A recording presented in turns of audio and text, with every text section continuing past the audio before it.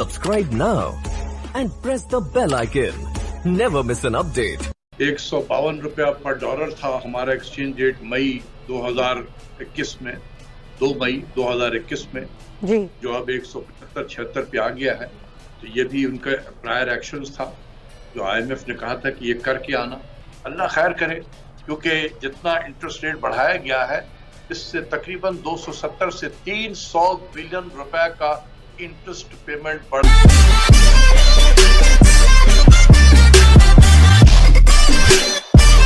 महंगाई का एक तूफान आएगा।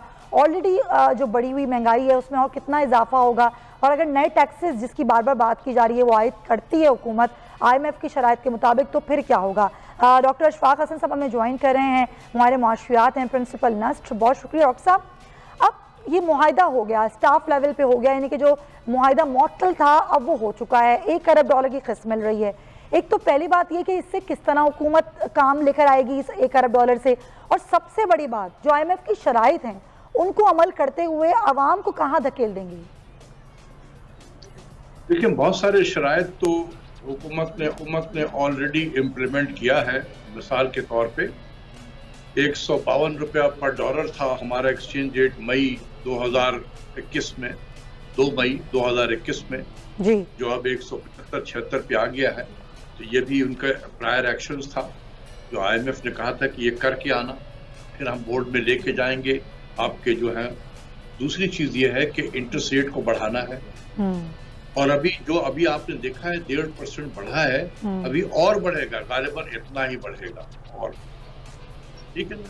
तो ये अभी चूंकि हमने कमिटमेंट कर दी है कि हम बोर्ड में जब आप लेकर जाएंगे हमारे इसको रिक्वेस्ट को, तो उससे पहले हमने एक और मॉनेटरी पॉलिसी करना है, स्टेटमेंट जारी करना है, और उसमें बकाया जितने भी और भी आपने हमें कहा हुआ है वो हम कर देंगे। तो मेरा अपना ख्याल है कि 1%, 1.25%, 1 से 1.5% के दरमियान और रेट बढ़ेगा दिसंबर में।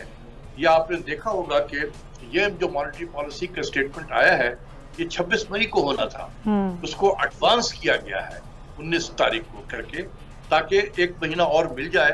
तो ये दिसंबर के 17-18 दिसंबर को गालिबन एक और होगा, और उसके 3 दिन के बाद बोर्ड की मीटिंग होगी। तो ये हमने उनको अश्योरेंस दे दी है कि आप फिक्र ना करें।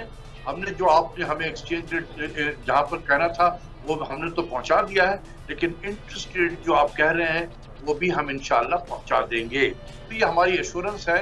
जब भी स्टाफ लेवल में एग्रीमेंट हो गया है, अब ये बोर्ड के सामने लेकर जाएंगे।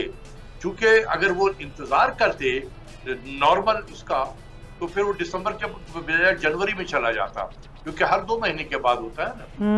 तो जनवरी में जाता तो फिर टिल सच टाइम बोर्ड की मीटिंग पे डिले होती, और फिर जनवरी में फिर पता नहीं कब हमें डेट मिलता बोर्ड की मीटिंग का। तो इसलिए ये सारी चीजें जल्दी की गई हैं। अल्लाह खैर करे, क्योंकि जितना इंटरेस्ट रेट बढ़ाया गया है इससे तकरीबन 270 से 300 बिलियन रुपए का इंटरेस्ट पेमेंट बढ़ जाएगा। सर ये जो चीज है, सर ये जो चीज है जिस इंटरेस्ट रेट की आप बात करें, ज़ाहिर पिछले दिनों इंटरेस्ट रेट को कम किया, और कम करते करते बड़े बुराग लापे गए हुकूमत की जानिब से। देखिए जी, हम इंटरेस्ट रेट कम रख रहे हैं, हमने इंटरेस्ट रेट को कम किया, फिर इंटरेस्ट रेट बढ़ाया गया जिसका जिक्र आपने भी किया, मैंने भी किया, और अब आप कहें दिसंबर में एक बार फिर इंटरेस्ट रेट बढ़ाया जाएगा। अश्योर किया जा रहा है, और क्या श्योरिटी दी गई होगी IMF को बिजली की कीमतों के हवाले से, पेट्रोल की कीमतों के हवाले से, दीगर टैक्स नेट में लाने के हवाले से? जितनी भी चीजें करनी थी हमने सबकी एश्योरेंस दे दी है। जब भी तो ये अनाउंसमेंट हुआ है कि स्टाफ लेवल एग्रीमेंट हो गया है और हम अब इसको बोर्ड में लेकर जाएंगे। ये जो लिखा गया है कि स्टाफ लेवल एग्रीमेंट हुआ है, ये ऐसे नहीं कहा गया है, क्योंकि जब हुआ है तो हमने लिखकर उनको कमिट करके दे दिया है कि जी हम ये करेंगे। तो वो इसीलिए तो 3-4 दिन मार्जिन रखा है उन्होंने। तय पाया है क्या होता है, ये होता है वो मुअत्तल मुआहिदा जो ज़ाहिर नहीं हो सका था, जिस पर अमल दरामद, अब उस पर अमल दरामद होगा।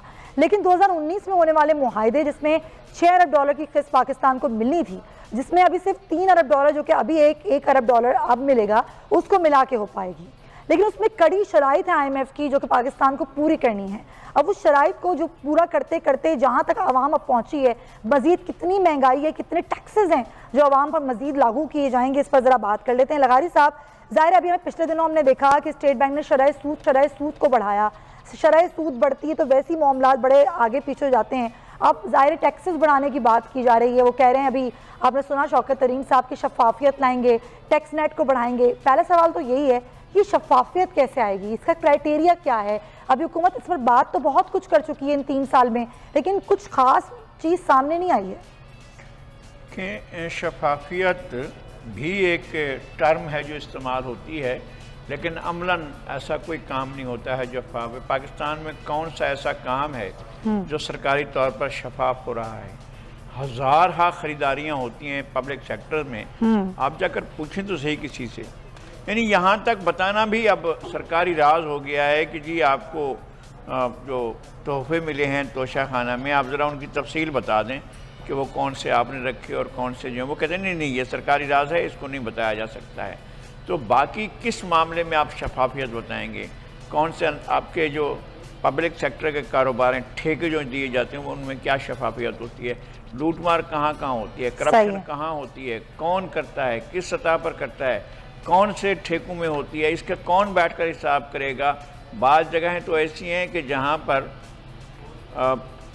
पर कोई नहीं पहुँच सकता है, वहाँ जाकर मालूम करने के लिए हुजूर आपके जो इतने सौदे होते हैं, बड़े महंगे सौदे होते हैं, आपसे हम ये गुजारिश कर सकते हैं कि ज़रा इसकी तफसील तो बताएं कि ये सौदे किस तरह हुए हैं।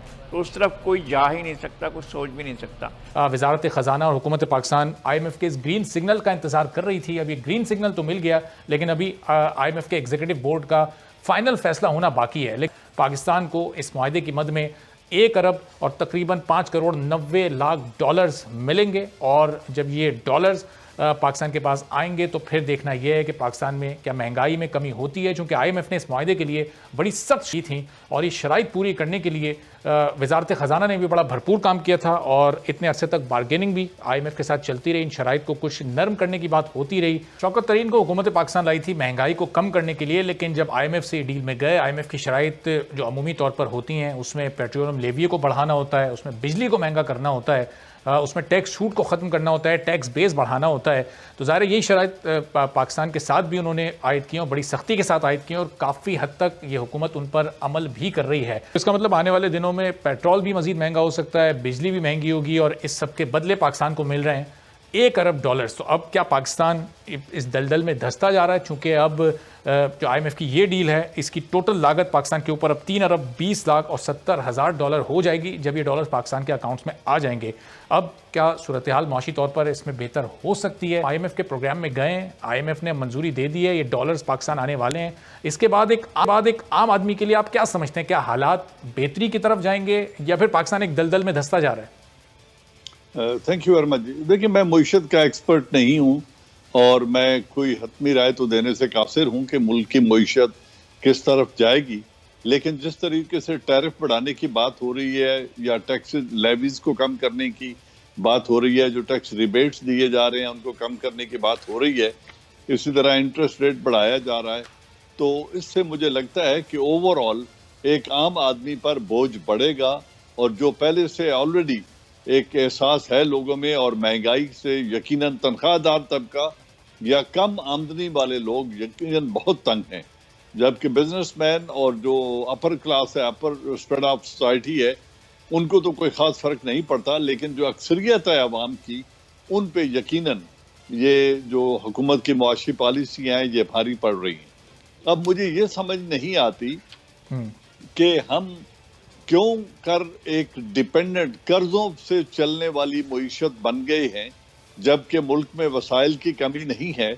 और अनफॉर्चुनेटली पिछले 14 बरस में जब प्रेसिडेंट मुशर्रफ गए थे तो उस वक्त $33 बिलियन फॉरेन लोन था, और आज वो 115 या 120 बिलियन पे पहुंच चुका है।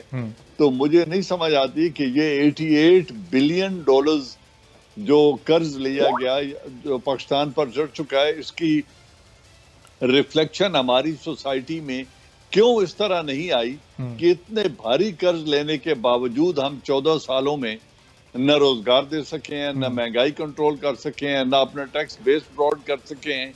तो एक तो मुझे पॉलिसी साजी का फुकदान पिछली हुकूमतों में भी था, मौजूदा में भी नजर आ रहा है। सही। और नेक्स्ट जो इशू है देखें, ये कौम इस तरह हम लोग एक कंज्यूमर इकोनॉमी बन गए हैं कि $3 बिलियन की हम कारें इंपोर्ट करते हैं सालाना और $2 बिलियन के हाई एंड टेलीफोन इंपोर्ट होते हैं, सेल फोन्स।